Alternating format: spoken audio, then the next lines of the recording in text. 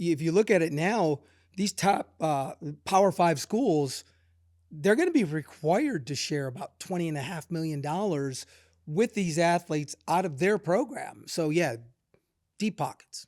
And one thing that I wanted us to get to was the aspect of the booster money. And yeah, there was the heyday in college sports where it was, under the table. Hey, The old it's Miami days, suitcase baby. full of money, or Eric Dickerson and the Trans A&M, and all these stories yeah. about recruiting in college sports. And now you don't really get that quite as much. I think at first it was a little bit of the Wild West, and now it's starting to kind of be a little bit more over the table. It's, this money is coming from this person and so and so.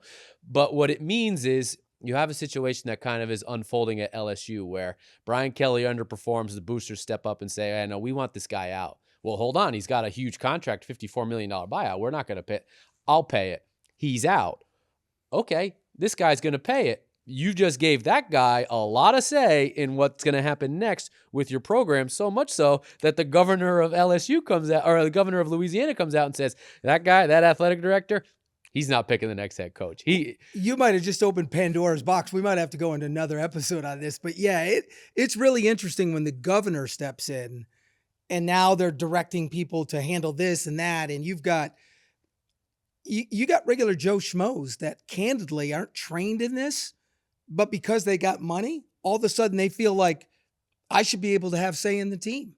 Yeah. And probably this is not a great example of that, but Jerry Jones and the Cowboys. Yeah. I mean, I don't know what goes on behind the doors, but what you hear is I could be the GM of the Cowboys. I could be the head coach of the Cowboys.